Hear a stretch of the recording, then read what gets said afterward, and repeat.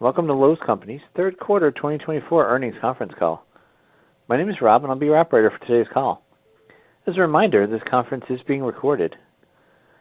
I will now turn the call over to Kate Pearlman, Vice President of Investor Relations and Treasurer.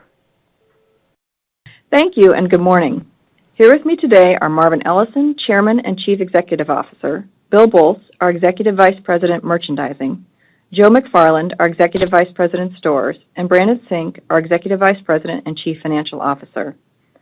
I would like to remind you that our notice regarding forward-looking statements is included in our press release this morning, which can be found on Lowe's Investor Relations website. During this call, we will be making comments that are forward-looking, including our expectations for fiscal 2024. Actual results may differ materially from those expressed or implied as a result of various risks, uncertainties, and important factors, including those discussed in the Risk Factors, MD&A, and other sections of our annual report on Form 10-K and our other SEC filings. Additionally, we'll be discussing certain non-GAAP financial measures. A reconciliation of these items to U.S. GAAP can be found on the quarterly earnings section of our Investor Relations website. Now, I'll turn the call over to Marvin. Thank you, Kate, and good morning, everyone, and thank you for joining us today. Before discussing our third quarter results, I'd like to take a moment to offer my sympathy to the Marcus family on the passing of Bernie Marcus. Bernie and his partners Arthur Blank, Ken Langone, and Pat Farah invented the modern home improvement business model. And many years ago, Bernie took me under his wing to teach me the home improvement business. As a young executive eager to learn about merchandising, marketing, and business strategy for one of the icons of the industry, I was surprised that during my first meeting, the only thing that Bernie talked about was the importance of people, both customers and associates. Bernie provided me with a lot of coaching, wisdom, and advice during my early years in home improvement. He was a true original in every sense of the word, and because of his generosity and philanthropy, he leaves a legacy far beyond the home improvement industry. From me personally and from all of us at Lowe's, our thoughts and our prayers go out to his family and to his loved ones. Now allow me to transition to our third quarter results. Third quarter sales were $20.2 billion and comparable sales were down 1.1%. Our results were modestly better than expected, even excluding storm-related activity, driven by strong pro and online sales and smaller ticket outdoor DIY projects. While demand for DIY discretionary bigger ticket projects remains soft, we're tightly managing our operating expenses and continuing to invest in our total home strategy. We're particularly pleased with the sustained strength we're delivering in two key areas, pro and online sales. Our pro sales were up again in Q3 with high single-digit positive comps.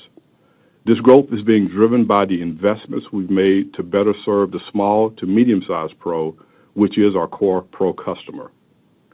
Our efforts to transform the pro shopping experience continue to pay dividends. We have the inventory depth and the brands that are the most important to these customers, and we're making it easy for them to shop in our stores and online, and through our pro loyalty program, we're giving them reasons to keep coming back. Later in the call, Joe will provide more detail on our efforts to continue our momentum in pro. We also continue to grow our online sales with 6% comparable sales growth.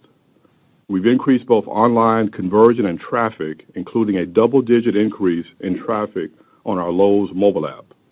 And we're making it easier and more convenient for customers to order paint and paint supplies online by expanding our free same-day paint delivery program via our gig network.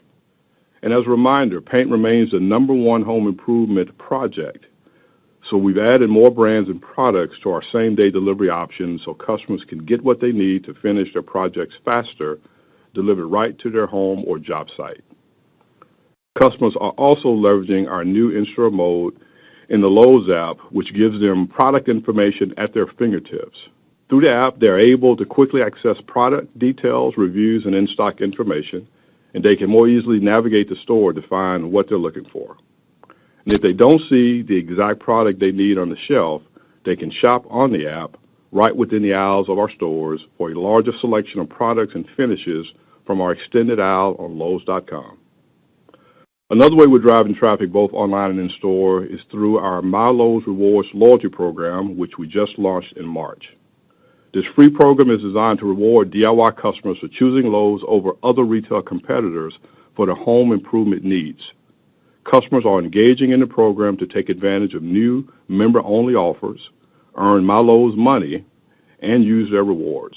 You'll hear more about our loyalty program from Bill later in the call. Now allow me to transition to the economy. When it comes to the macro environment, this remains a challenging home improvement market. While interest rates are beginning to drop, consumers continue to face affordability challenges as both inflation and interest rates are putting pressures on their wallet. Mortgage rates also remain stubbornly high, and there's still a meaningful gap between current mortgage rates to purchase a home and the homeowner's existing rates, with over half of current rates below 4%. Combined with the lack of available homes for sale, housing turnover remains near 30-year lows. Looking ahead, it's unclear when lower rates and improved consumer sentiment will translate into improved home improvement demand. However, the three primary drivers of our business continue to work in our favor. 1, strong home price appreciation. 2, disposable personal income is outpacing inflation. And 3, the median age of homes is the oldest it's been in U.S. history, currently sitting at 41 years old. These drivers will support demand over the long term, which means existing homeowners are likely to continue investing in repairs and upgrades to their homes. Especially as interest rate pressures ease, we expect that homeowners will start to tap into the record $35 trillion in home equity to finance larger home improvement projects. These factors, along with long-term demand drivers like millennial household formation, baby boomers aging in place, and continued remote work, reinforce our optimism around the medium to long-term outlook for the home improvement industry. In the meantime, we're investing in our total home strategy to position the company for long-term growth and sustainable market share gains in preparation for the anticipated home improvement market recovery. We're looking forward to telling you more about our plans at our Analyst and Investor Conference next month. Before I wrap up, I'd like to extend our thoughts and prayers to everyone who was impacted by Hurricanes Helene and Milton. And I want to express my gratitude to our associates, suppliers, and first responders for their efforts to support those in the storm's path. Working together, the teams provided round-the-clock support ahead of both hurricanes and immediately mobilized in their wake to help address urgent needs in impacted communities across the Southeast. As part of the largest storm recovery efforts in our company's history, Lowe's has pledged $12 million to support disaster relief assistance through several nonprofit organizations with boots on the ground. As part of this commitment, we recently announced plans to provide $2.5 million in grants and support to help small businesses in Western North Carolina recover and to rebuild. Joe, Bill, and Brandon will each share more detail on Lowe's response efforts and provide more context on how these storms impacted our results. In closing, I'd like to thank all of our frontline associates for their dedication to serving our customers and supporting our communities. I especially would like to salute our frontline associates in Florida and North Carolina for their commitment to their neighbors and for their resiliency. Now I'd like to turn the call over to Joe to talk more about our storm recovery efforts and our store operations. Thank you, Marvin, and good morning, everyone. Hundreds of stores felt the impact of Hurricanes Helene and Milton, and our operations team worked tirelessly to get them up and running quickly, leveraging our improved disaster response capabilities that we have continued to enhance over the years. Investments in our supply chain network helped us mobilize essential supplies, staging inventory in nearby distribution center facilities more efficiently ahead of the storms, and flowing products to impacted stores more quickly afterward. Recent investments in pro job site delivery, especially in hurricane-prone areas, also help with our relief efforts, so we can more quickly flow larger orders to our pro customers to support their work helping homeowners recover. In the largest activation of its history, our command center team coordinated these efforts across the company, while district and store managers responded to the needs of their communities by ensuring that critical supplies were positioned for convenient access for our customers. Additionally, hundreds of associates have volunteered in Western North Carolina to clean houses, clear debris, and serve warm meals. And I'm particularly grateful to the over 1,000 emergency response team members who voluntarily left their homes to support stores in the impacted areas. These teams quickly mobilized to serve customers reeling from storm impacts and to relieve local associates so they could focus on their own recovery efforts. Despite the challenges posed by the storms, I'm pleased that we maintained our recent gains in customer satisfaction. This is a reflection of the investments we've made in tech-driven enhancements to the customer experience, as well as the ongoing commitment of our associates to deliver outstanding customer service. Shifting gears to our performance in Pro. As Marvin mentioned, we delivered positive high single-digit Pro comp sales in the quarter, with broad-based growth across regions and merchandising categories. And we continue to deliver outsized growth in Pro online sales, driven by our enhanced digital offering for the Pro. We recently launched Shop the Job, a digital shopping experience that helps our Pro loyalty customers purchase everything they need for specific jobs more quickly and efficiently, cutting down on the time spent sending runners from job site to buy forgotten items. We launched this program with a focus on kitchens, bath, and flooring projects and look forward to expanding to additional project types as we incorporate our Pro customers' feedback on this initial rollout. Looking ahead, Pros in our recent survey indicated that their backlogs remain strong and consistent with prior year. They also remain confident about their access to financing, labor, and materials, all key factors driving the success of their business. Turning to our efforts to become the employer of choice in retail.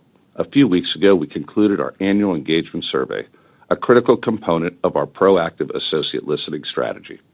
Our 90+% response rate is industry leading, and we're pleased that our preliminary scores across the key measures of engagement and leadership effectiveness continue to improve, as past surveys show a correlation between more engaged associates and stronger business results driven by better customer service. As Marvin mentioned, we continue to see increased engagement in our My Lowe's Rewards programs, and we're pleased this quarter to recognize first responders by upgrading them automatically to Silver Key status. This is part of our 4th annual First Responders Appreciation event held last month. This is just another way we're working to show our gratitude for the mission-critical work they do for our communities. Finally, I'm looking forward to discussing what's next on our Perpetual Productivity Improvement, or PPI roadmap, next month at the Analyst and Investor Conference. We'll discuss our continuing efforts to elevate the customer experience while at the same time enhancing labor productivity through tech-driven solutions. I would like to close by thanking all of our associates for their hard work and commitment to our customers. And now, let me turn it over to Bill. Thank you, Joe, and good morning, everyone. We're pleased with the strong performance we delivered in Pro and online again this quarter. And while DIY bigger ticket discretionary demand remains pressured, we saw improved results in outdoor categories. Now turning to our results in hardlines, where we delivered positive comps, driven in part by hurricane-related sales of products like generators, chainsaws, cleaning supplies, water, gas cans, tarps, and flashlights. We also saw customers engage in projects to help their lawns recover from a summer of intense heat, which drove strength in outdoor categories like lawn care, landscape products, and fall cleanup supplies. Taking all of this into account, we delivered positive comps for the quarter in both seasonal and outdoor living and hardware. Next, we're getting ready for the upcoming holiday season. We're offering customers innovative products at great values all season long, starting with our new Black Friday build-up event. We're encouraging customers who are gearing up for the holidays to shop early with deals on top-rated Craftsman, DeWalt, and Cobalt tools. And next week, we're excited to welcome customers to our Black Friday event, where they can continue to save with online exclusive deals and special in-store offers that will be too good to pass up. During the event, My Lowe's Rewards loyalty members will also have early access to more exclusive doorbusters on Thanksgiving Day on Lowes.com. In fact, since tools are perfect holiday gifts for both the do-it-yourselfer and the pro in your family, we'll have compelling offers from brands like Klein and DeWalt will take over the pro drop zone in a big way throughout the holiday season. We're featuring a great selection of DeWalt's best-performing 20-volt max XR batteries and power tools, which have more power, longer run times, and increased durability compared to a typical 20-volt battery. Turning to building products, where we delivered comps above the company average, driven by positive comps in building materials, with the continued strength in Pro, as well as hurricane-related sales. And we're continuing to add to our powerful Pro brand arsenal by welcoming to Lowe's the world leader in drywall tools, wallboard tools. This new assortment will include a comprehensive range of the best and most innovative products in the industry that caters to both seasoned drywall professionals and DIYers, with tools for every step of the drywall process, from taping knives and trowels to texturing and repair patches.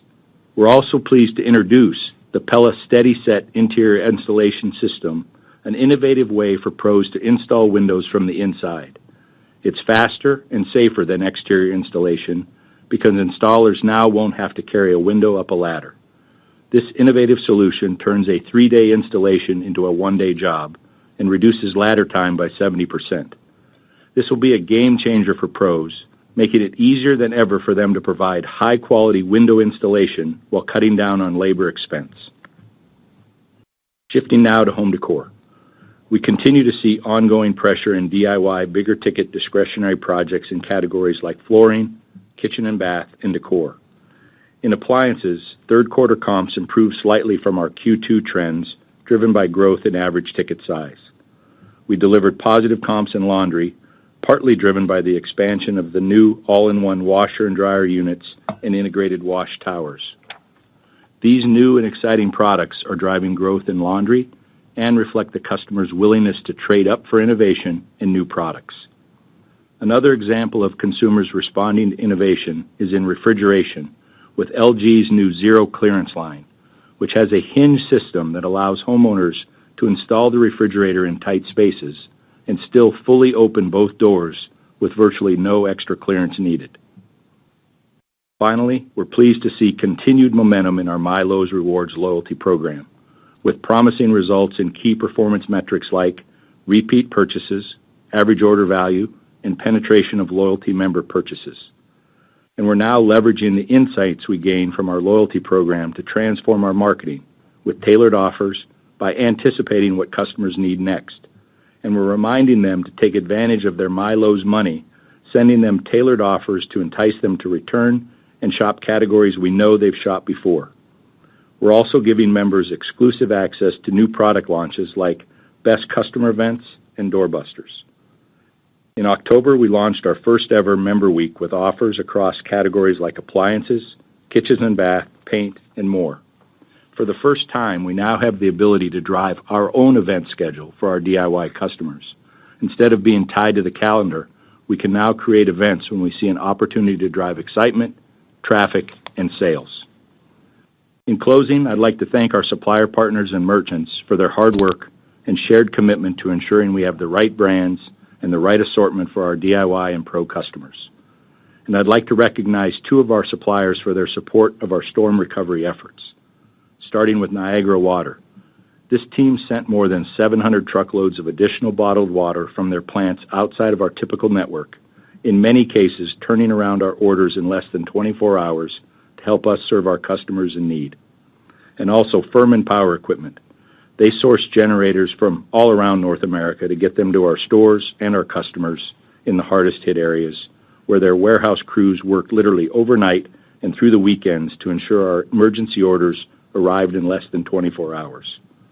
They also deployed 2 storm trailers with dedicated staff to Lowe stores across Georgia, North Carolina, and South Carolina to help our customers start their generators, find the right product for their needs, and even repair old units regardless of the brand.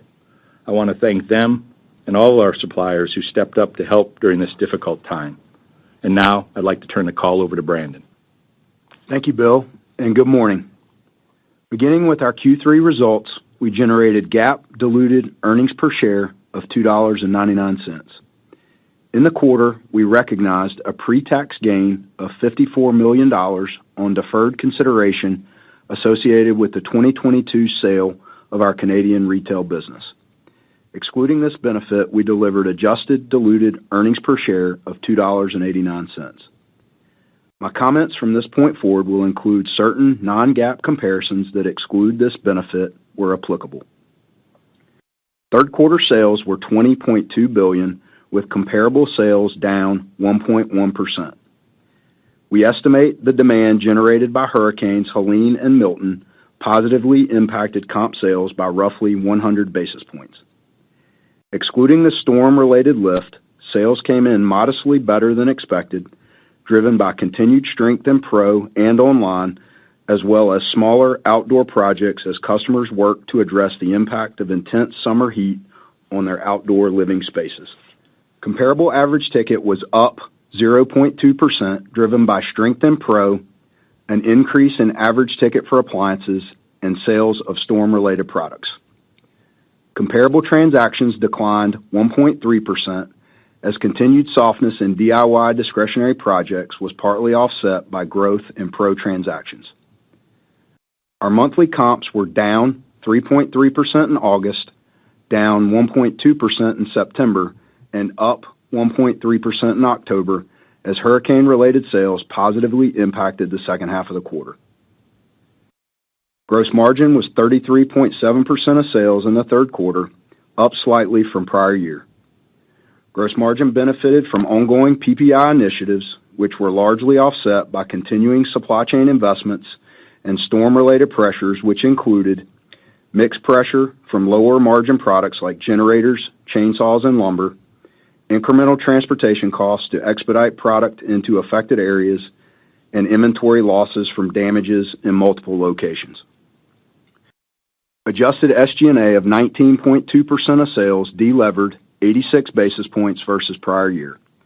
Adjusted SG&A was largely in line with our expectations, except for direct storm-related expenses, which included philanthropic support for our communities and associates, repair and impairment costs for damaged stores and facilities, and incremental labor and other operating expenses like using diesel generators to power buildings during extended electrical outages.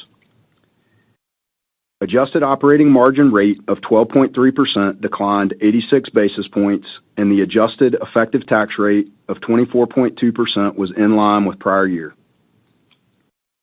Inventory ended Q3 at $17.6 billion, which was roughly flat to prior year as we continue to manage our purchases in line with sales trends and invest in key pro items.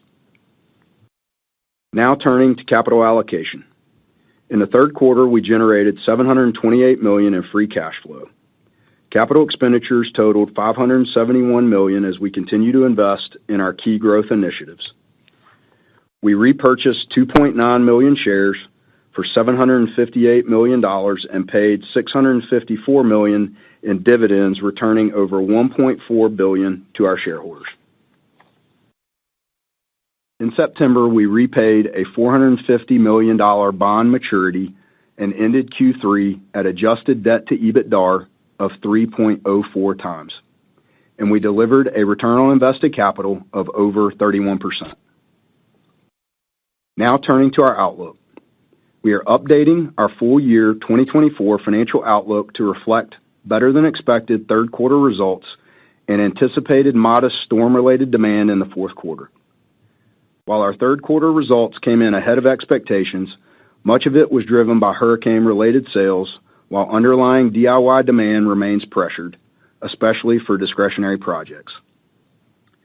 Taking these factors into account, we are now expecting 2024 sales in the range of $83 billion to $83.5 billion, with comparable sales in a range of down 3% to down 3.5%. We also now expect adjusted operating margin of between 12.3% and 12.4%, reflecting the benefits of our ongoing PPI initiatives, as well as the incremental direct costs and a lower gross margin rate profile for storm-related activities. Additionally, we expect full-year net interest expense of approximately $1.3 billion, capital expenditures of approximately $2 billion, and adjusted effective income tax rate of approximately 24.5%. This results in an updated outlook for adjusted diluted earnings per share of approximately $11.80 to $11.90. I'm confident that our continued investments in our total home strategy and our ability to effectively manage our business in any environment will allow us to navigate any near-term market uncertainty while continuing to deliver long-term shareholder value. And with that, we will open it up for your questions. Thank you. We are now ready for questions. If you'd like to ask a question, please press star 1 on your telephone keypad. To withdraw your question, press star 2. In order to allow as many questions from as many individuals as possible, Please limit yourself to one question and one follow-up. Our first question is from the line of Peter Benedict with Baird. Oh, hey, good morning, guys. Thanks for taking the question. First, just on the DIY loyalty program, you mentioned better penetration levels and renewal rates or repeat rates, I should say, and the AOV. Any more color you can add on that? I'm curious kind of where those maybe sit, and curious on the year two playbook for DIY loyalty. I imagine a lot's been focused on kind of gathering the membership at this point, but just curious kind of what the year two playbook looks like for the DIY loyalty program. That's my first question.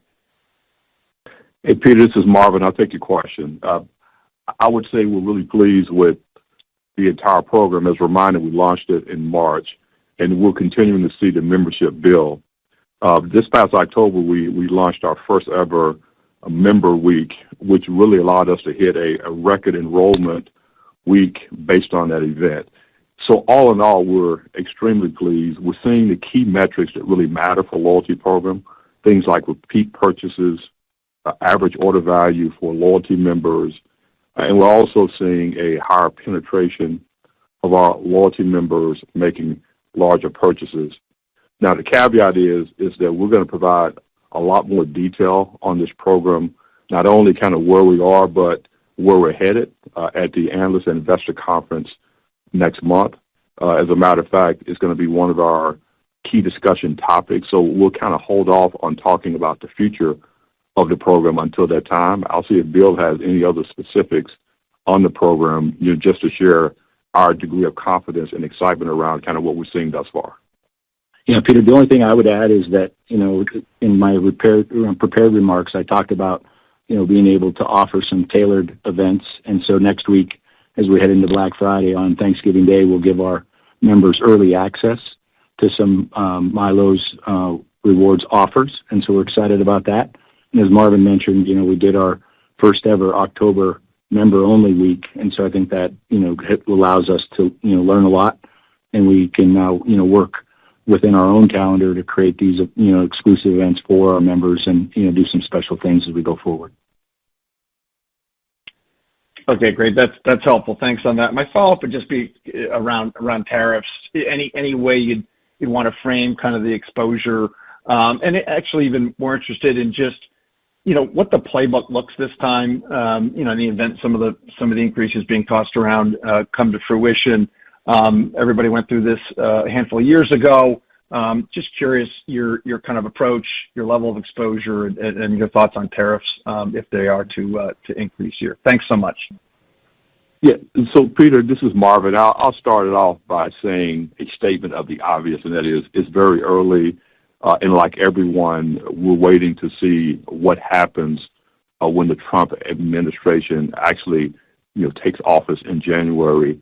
Having said that, we feel good about the processes and the systems we put in place, since the first Trump administration to manage tariffs or other challenges. I'll hand it over to Bill to talk about some of the work we've done to diversify our sourcing over the past few years, and then I'll see if Brandon after that has any additional comments. Yeah, thanks, Marvin. We've built out what I think is probably one of the strongest teams in retail, and so as far as from a playbook perspective, we've got enhanced tools, a really strong process in order to deliver whatever gets thrown at us. In addition, to Marvin's comment, we've been working over the last few years with our supplier partners and our private brand partners to diversify our products, and we'll continue to do that. And, a big part of our playbook is to work closely with our suppliers to manage whatever, comes our way. And so we feel really comfortable and confident that we can address whatever is that gets thrown at us. Yeah, and Peter, this is Brandon. Just as Marvin said, definitely staying very close to this. We're preparing internally for what may be coming from the new administration. I'll just mention roughly 40% of our cost of goods sold are sourced outside of the U.S., and that includes both direct imports and national brands through our vendor partners. And as we look at potential impacts, certainly would add product costs, but timing and details remain uncertain at this point. But just as Bill said, we believe we're well prepared to respond when and if it does happen. Great. Thanks so much, guys. See you in a couple of weeks. Yep. Thanks, Peter. Our next question is from the line of Steven Forbes with Guggenheim Securities. Please proceed with your questions. Good morning. Marvin, maybe a follow-up to Peter's question on DIY, and really just wanted to get your higher level thoughts on how you guys are thinking about planning the business for next year. As we look at DIY trends,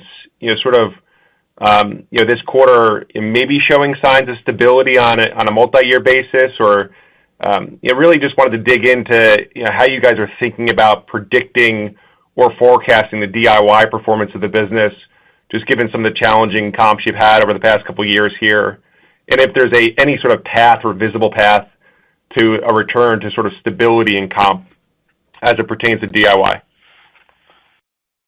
No, hey, Steve, thanks for the question. And look, I state all the time with the team that we have to accept our reality as a company, and the reality is we are a DIY dominant business, which means that this is very important to us. Our loyalty program that we launched this year was specifically designed around putting more control of the DIY business, under our stewardship versus being victims to the macro or really victims to weather patterns. And so we're excited, next month to give some level of detail around the loyalty program and how we believe that that's going to give us the ability to, again, be more on offense, so to speak, when you think about the DIY customer. Now, the reality is that the macro environment puts a lot of pressure, on our DIY business because we kind of skew more to that big ticket DIY discretionary. Think of appliances, think of flooring, kitchen and bath, etc. And so we are requiring some positive response in the macro environment before we can change these trends the way that we would like. But our business thesis is really simple. We're going to continue to invest in pro and online, and we're incredibly pleased with what we've seen thus far. Anytime you can deliver high single-digit positive comps, in any category in this environment, you have to feel good about it. And as we've mentioned, we grew our online sales by 6%. So our business thesis is if we can continue to grow pro at 2x the market, we can continue to grow online, and we can get this DIY business just growing at market based on some macro support, we're going to have a really good financial outcome. And so we're going to provide a lot of detail, at the upcoming Analyst and Investor Conference, specifically around our thoughts on the DIY, and more importantly, the initiatives that we're going to be either executing at a higher level or implementing that we believe is going to give us a lot more ability to drive this customer segment in the future. Appreciate the color there, Marvin. And just a quick follow-up for Brandon, two parts on the storm-related impacts. I guess first, can you quantify the comp contribution in the latter 2 months of the period? And then as it specifically pertains to gross margin, what were the storm-related pressures on gross margin during the quarter? Yeah, Stephen, this is Brandon. Just, as I said in the prepared remarks, 100 basis points impact the comps in Q3. That was weighted to the back half of the quarter. And again, that's largely related to prep cleanup activities. We saw strength in categories like generators, chainsaws, cleaning supplies, and lumber. But again, the majority of that, back half weighted.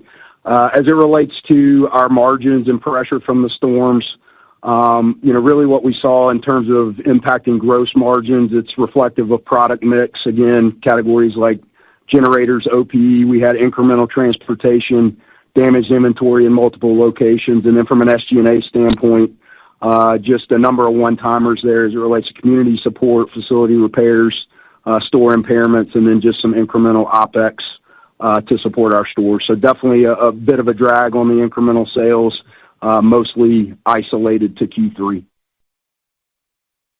Thank you. Thank you. Our next questions are from the line of Simeon Gutman with Morgan Stanley. Please proceed with your questions. Hey, good morning, everyone. Thanks for getting me on. Can I just ask a follow-up on maybe the hurricane and related to Q4? It looks like comps will be a little bit better because of hurricane, but EBIT dollars doesn't look like it will be. So is there anything unique on margin that's holding back Q4? And I apologize if you said it earlier and I missed it. No, I think, Simeon, this is Brandon. We, are adding some modest storm-related benefit, to Q4 in the top line, but from a operating margin standpoint, in Q4, excluding storm-related impacts as it relates to the full year, roughly in line with the prior year outlook. So, as I mentioned, most of that's isolated to Q3. Slight impact on top line for Q4, but are not expecting any sort of significant drags from a gross margin or operating margin standpoint in Q4. Okay, and follow up on the Pro. It picked up on at least a single year basis. I think it's high single digits. So can we talk about what's driving it? And I guess this may be difficult to answer, but when the cycle turns, curious, traditionally does DIY or DIFM accelerate more? And I get DIY is a bit depressed relative to where you'd like it to be, but does that mean it necessarily comes up first, or does the Pro strength continue given where it is? And so, Simeon, I'll take the first part of that, and I'll let Joe just give some specifics on some of the initiatives that we're seeing that's really driving the business. So if I could take you back, when we started this journey back in 2018, our Pro penetration was less than 20%, and we didn't really have a true strategy to speak of. And our total home strategy is really starting to pay some benefits, and that's really driving the outperformance. The things that I can be very specific on that we're seeing that's really resonating with our Pro customers, and let me remind you, this is the small to medium Pro customer, which has a total addressable market of about $250 billion, just that small to medium Pro. And so our focus has been on expanding Pro brands, which Bill and his team have done just an incredible job of getting us brands that literally had walked away, or brands that we had to reintroduce to our company. We've improved service levels in the stores, and I'll let Joe speak specifically on that. And we've made just aggressive investments in what we call never out key SKUs to make sure that the Pro is always serviced when they come in to buy those items. And our loyalty program is providing some level of stickiness, even though we're going to talk, next month at the investor conference, some unique tweaks we're going to make to that. And digital online for Pro, grew double digits as well, and we're just really pleased with the fulfillment capabilities. So that's the snapshot of kind of how we performed as well as we did in Q3. Now, as we think about the recovery, obviously we don't have a crystal ball, but the way we look at it is what I said earlier. We're committed to growing Pro at 2x the market because we think that there's market share we can continue to gain. And the small to medium-sized Pro, we believe, is up for grabs, and also it's a very fragmented marketplace. So we believe that what we design can allow us to continue to grow that at 2x the market.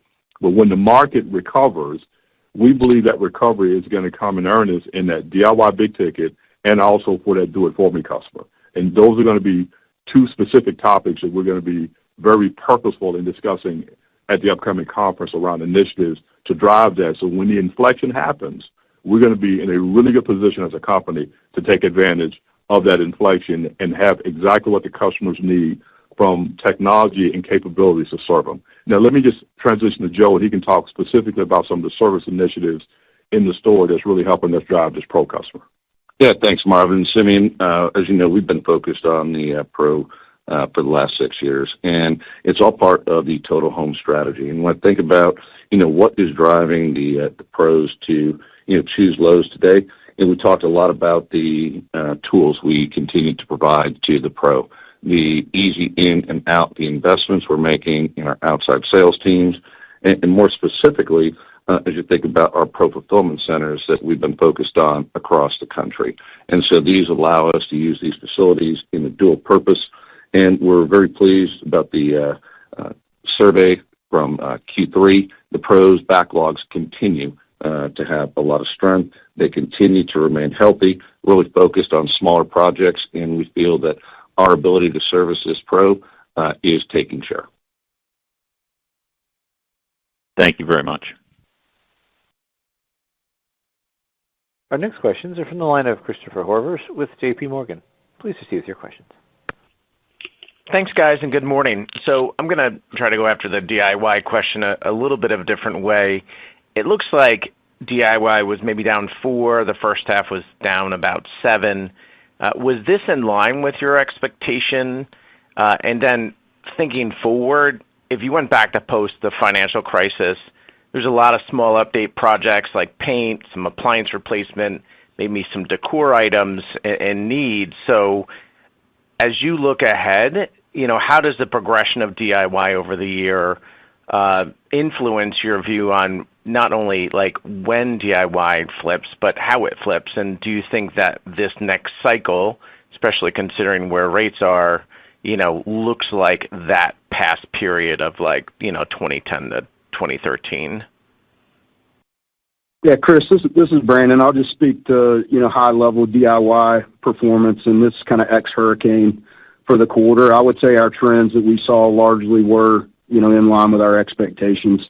As you mentioned, we continue to see strength in some of the smaller project activity. We called out outdoor projects. When we look at the DIY customer, they remain engaged across key events and continue to look for value. We saw that, over Labor Day and the MyLowe's Rewards Week, but certainly continued underlying pressure in big ticket discretionary, so categories like kitchen and bath, flooring and decor, and really continue to just see that tied to the macro. We look at mortgage rates that continue to remain elevated, consumer sentiment, housing turnover, affordability continue to create pressure here in the near term. So, we do see that pressure sort of continuing as we transition from 24 and into 25. We are expecting, some level of additional engagement and some acceleration as we move from smaller repairs into some of the larger projects. But really the timing of that and into 25 and when that happens still continues to be uncertain. So that's what we're looking for as we look for an inflection point. But as it relates to the near term, more in line with expectations at this point. And Chris, this is Marvin. So we've been very specific over the last few years on where we placed our capital investments, and we spent a lot on IT infrastructure, on digital, and we spent a lot on store improvements. So if you think about kitchen and bath showrooms, we have a best-in-class presentation in our stores, and we have a best-in-class experience online. When you think about appliances, we have a best-in-class appearance in our stores and presentation. We have the best assortment in retail, and we have the best experience online, where we're the only retailer that can ship almost virtually any zip code in the country next day and 2 day. And so my point is we don't know when the inflection is going to occur, but we think it will occur in a DIY do-it-for-me category, and we made investments to position ourselves to be able to take market share and take our unfair share of the demand that will show up based on this $35 trillion in equity that's out there in these homes that are aging, on average of 41 years, the oldest in U.S. history. So we don't know when the inflection happens, but when it happens, we've been building a playbook to be prepared and positioned to get our fair share and get our unfair share of that market demand. And that's what the intent is for us. And we'll, again, provide more specifics on that when we update on our long-term strategy next month. Got it. And then, more specifically to you. Oh, sorry, go ahead. More specifically to your smaller projects, things that we've been focused on are same-day delivery options for paint samples, expanding our gig delivery network, and then the infrastructure we've been building around our do-it-for-me business. We've been laser-focused on things like central selling to complement. And so, again, we don't know when the inflection point will happen. We're certainly confident in the investments we're making. Got it. Thank you. And then my follow-up is a margin question. So, one, was the hurricane actually a net drag to earnings? It seems like that's what you're pointing us to. Can you share any detail there? And then I know you changed your operating margin for the storm impact. As you think about the gross margin, you had previously guided gross margin up in the third and fourth quarter. I think it would have been X the storm impact. Do you still expect gross margin up in the fourth quarter? Yeah, Chris, to the first part of your question, from an earnings standpoint, it was slightly accretive. So carried a lower margin profile, but still accretive to earnings when we look at the incrementality on the sales. And then your second part of your question on the gross margin profile, and I'm speaking for the year. Now, we still are roughly expecting flat for the full year. So that's inclusive of the hurricane-related pressure that we called out from Q3, ongoing headwinds as it relates to margin, our supply chain investments with market delivery in the early innings of Pro Fulfillment Network. And then in terms of offsets there, merchant supply chain, PPI, so initiatives including expanding private brands, pricing initiatives, and then we're seeing really nice progress on the cost clawback with our suppliers, and we've seen that benefit accelerate as we've moved through the year and turn through inventory. And then other items in gross margin, items like credit and shrink, continue to be roughly flat for the full year. So really great job by the teams managing those pressures. Thanks so much. Thanks, Chris. Our next question is from the line of Eric Bossard with Cleveland Research. Please proceed with your questions. Thanks. Two things. First of all, Bill, you talked about, and Marvin, you talked about as well, affordability challenges is something that's pressuring the consumer. I'm curious how you're thinking now and even in 25, what you're doing in response to that. I guess you talked about a couple categories, appliances, where maybe there was some trade up, but curious if, as you think about promotions and price points, if you're doing anything in response to that to better position the business for traffic with consumers, or if where you are now is where you want to stay. Yeah, Eric, great question. We've continued to stay focused, really laser focused on value. And as we've said in, past meetings, value can come a number of different ways. Value can certainly come through price, can come through new and innovative products. And we've seen it really come all three ways. And so some of the stuff that I referenced in my prepared remarks, being able to, drive some of these smaller projects was really value driven based on, getting the consumer, focused on different, projects and products across the store. And as we head into the holiday season, we're obviously excited about, some of the new stuff that we're bringing. We've got, great values across the board from, Klein, DeWalt, Craftsman, Cobalt. We've got great innovation coming from appliances as well as new products that we're introducing, as I called out in my prepared remarks, from LG. And these, laundry, this new innovation in laundry with the all-in-one is really a whole new segment. And that's not a low price point, but it's a great value product when a consumer looks to combine both a washer and a dryer in one. And now it's a category of products where it had only been one item in the past. And then as we, said about My Lowe's Rewards, that gives us the opportunity to differentiate to our members and offer them, best customer offers as well as, exposure to new stuff ahead of time. So yes, to your question, we want to continue to do it through a number of different avenues, and we're going to be laser focused on it as we go forward, just as we have been. Okay. And then secondly, as you think about, again, related or considering the affordability challenges, when you think of, as you commented, sustained pressure on DIY and especially DIY discretionary, as you think about, we don't know what's going to happen with tariffs, but we do know what's going to happen with tariffs, that there's going to be some incremental cost and certainly on your direct sourced business. And then you think about managing expenses. I'm just curious how you think about managing expenses as it relates to margin in an environment with the sluggish demand, with probably some incremental costs coming through. You've done a good job in the past of taking cost out to manage margins through this environment. I don't know, in terms of what's going on now, is there anything incremental or any incremental opportunity on the horizon in the area of managing expenses to manage margin? So, Eric, this is Marvin. I'll take the first part, then I'll hand it over to Brandon. I think relative to managing expenses, I would look at the reputation of this team and how well we have focused on not only just the fundamental management of the business and being really, really prudent on taking out costs and expenses, but also on our PPI initiatives and how that's permeated to every functional area of the company. And so that's going to maintain, irrespective of the macro environment, irrespective of our top line revenue, we're going to be laser focused on taking our costs and managing expenses so we can get more of that flow through to the bottom line. I'll let Brandon add any additional. Eric, just to add on what Marvin said, SG&A excluding the hurricane benefits for this year, largely in line with our expectations. We're super pleased as to how we've been managing the business over the last 3 years amidst significant top line pressures. We've continued to make investments in our strategic initiatives, continue to manage our margins. We have great alignment across the organization to maintain disciplined expense management, effective cost controls, and then, as Marvin mentioned, our PP&I initiatives, where those have come into play, continue to flex the muscles to manage the P&L, really outrun our expectations for this year. So we're going to continue with that.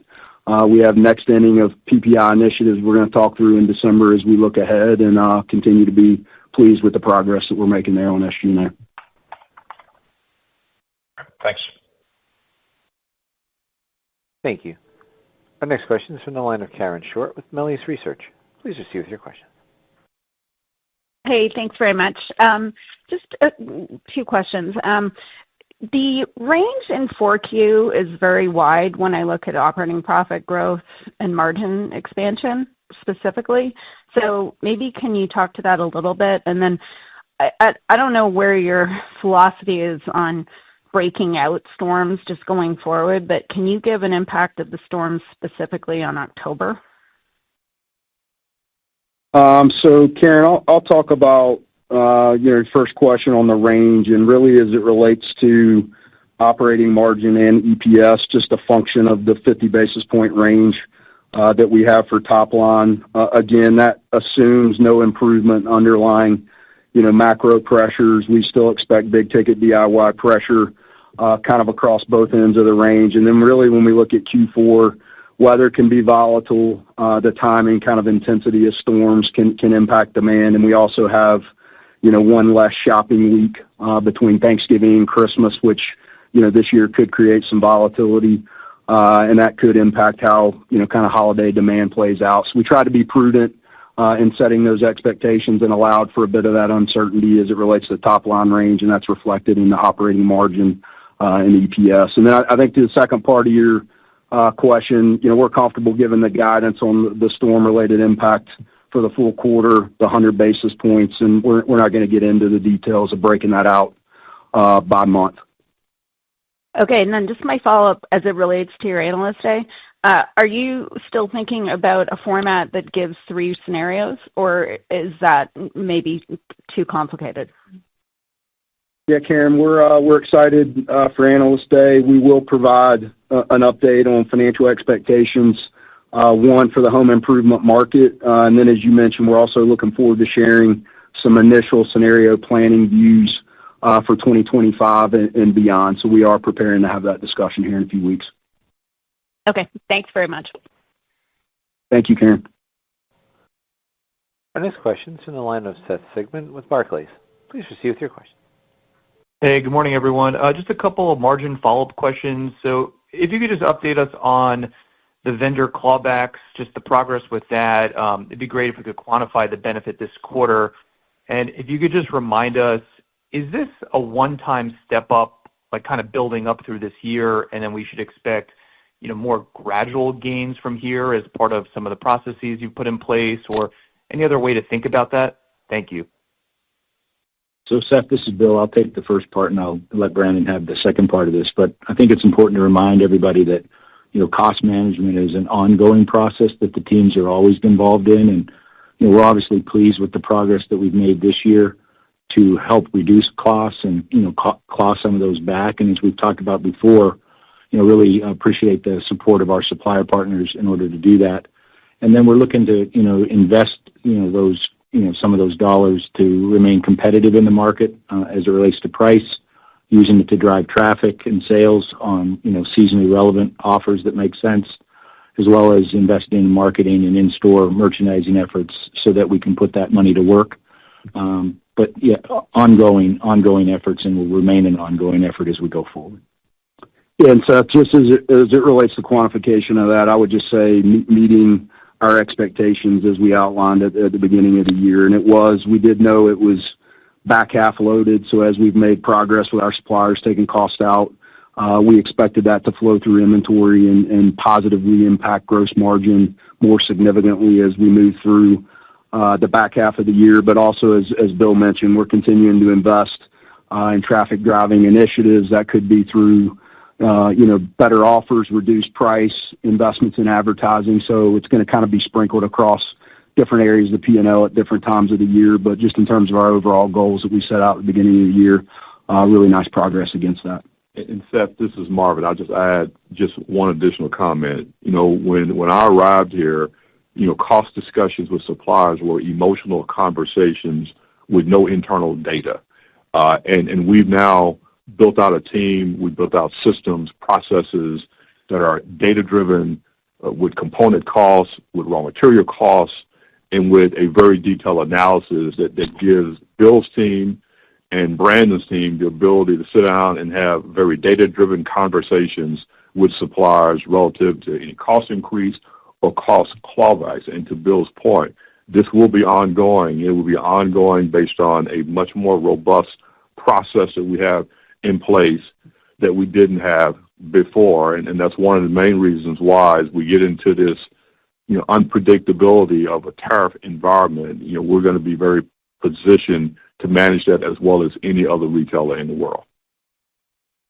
Thank you for that. I guess even with the idea that you can continue to reinvest back in the business, you have put out an algorithm that points to operating margin expansion based on certain revenue targets.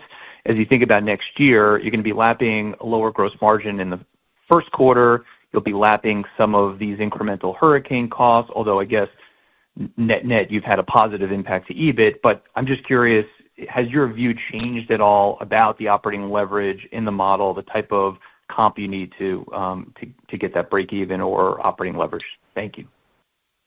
Yeah, this is Brandon. I would say you highlighted kind of our flow-through rule of thumb, and I would just say it's just that, right? Directional framework on how we expect to manage, through different sales environments. This team, as we've mentioned, has proven our ability to manage profitability well through the downturn that we've been experiencing, continue to deliver on PPI commitments. And as it relates to kind of reframing that and how we're thinking about specifically 2025 scenarios and even beyond, we're going to hold off really on that discussion. I look forward to sharing details, plans next month at our AIC on that. And Rob, with that, we have time for one more question. And our final question comes from the line of Chuck Grom with Gordon Haskett. Hey, thanks. Good morning. Just to follow up on Eric's question earlier, your PPI efforts continue to be the gift that keeps on giving. Can you guys size up the opportunity set as we look ahead? Are there significant buckets to source from? And then my follow-up is you called out 5 of your 15 regions outperforming. Are there any commonalities across those areas? One of your competitors called out the West as being a pretty strong region for them over the past few quarters. Just curious if you're seeing that too. Thank you. So relative to PPI, we're going to give a really robust update at the December Analyst and Investor meeting. But at a high level, we think we're in the early innings. This is a gift that keeps on giving because we keep on working the gift so it can continue to keep on giving. And a lot of it is technology-driven, and a lot of it is process-driven. And we're really excited about the possibilities. And you will hear from almost every presenter, at our upcoming conference in December on ways they are identifying PPI value within their functional areas. And relative to regional breakouts, I would say relatively consistent with the exception of hurricane-impacted areas. If you remove that, our overall performance was consistent relatively from coast to coast. Great. Thank you. Thank you all for joining us today. We look forward to speaking with you at our Analyst and Investor Conference on December 11th. Thank you. This concludes Lowe's third quarter 2024 earnings call. You may now disconnect.